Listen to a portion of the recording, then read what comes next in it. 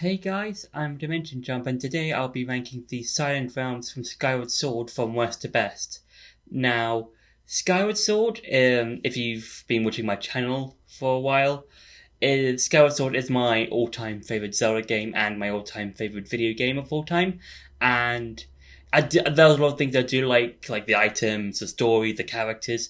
And one of the parts I do like about the game are the Silent Realms, because they do offer a bit of a challenge. It's kind of like if you do hero mode in like Breath of the Wild, Ocarina of Time 3D, or Skyward Sword. They own, because the hero mode do offer their own challenges, and it's kind of similar with the Silent Realms, where you pretty much have none of your items or weapons to help you traverse each of the Silent Realms, and they all help you get closer to either a sacred flame or the Triforce. And today I'll be ranking all the not the sacred flames, all the Silent Realms from from my least favorite to my favorite. So yeah. So for number 4 is the Elden Silent Realm.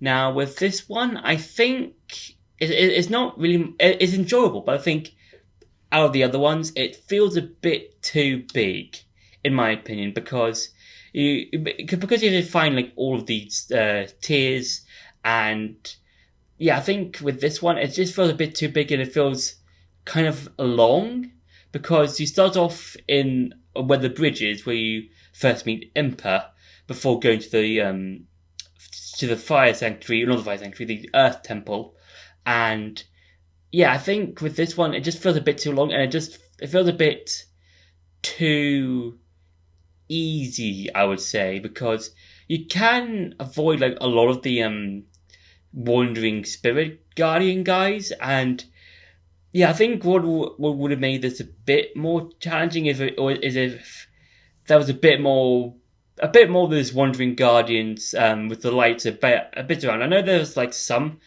when you go up the cliff, and yeah, and I think maybe if part of it was sectioned off, maybe it would have been better. But yeah, I think overall it just feels a bit too big, and it feels a bit too long to do. So yeah, for number 3 is the Lanayru Silent Realm.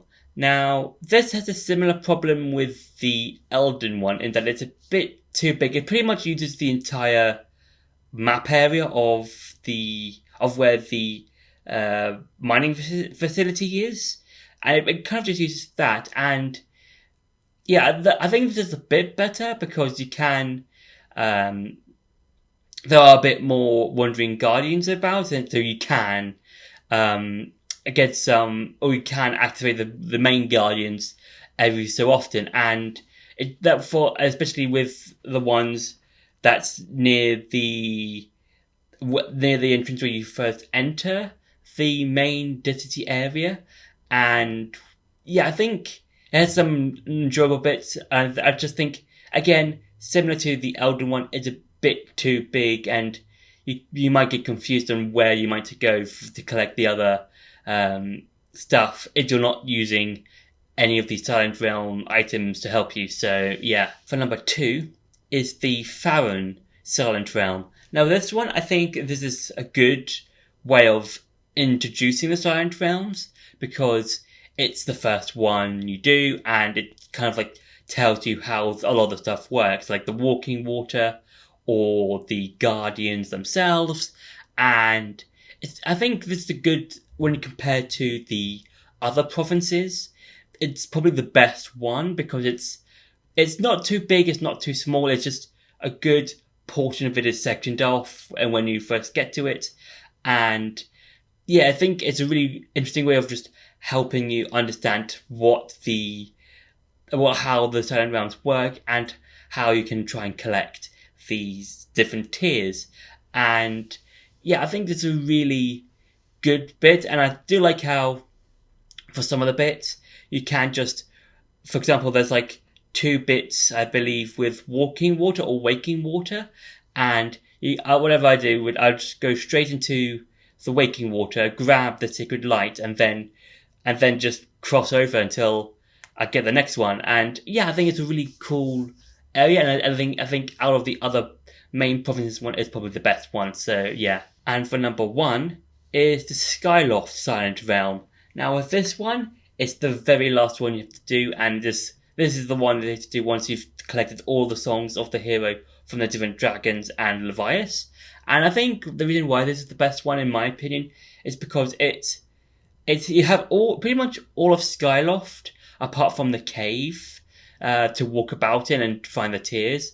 And yeah, I think this is a good way of honing your skills of what you've learned throughout the other Silent Realms, because you not only have to like cross the bridge to get to the other half of Skyloft to get some of the tears, but you have to also avoid the stalking guardian that's on the bridge, and you can't really do a lot of stuff. So you can either go on the side of the bridge, like on the bridge, so yeah, or go straight through the guardian and then just hopefully find a tier so that you can find, and then all the guardians will be reset. And yeah, again, this is a good test of your skills of how you've played this other Silent Realms up until that point.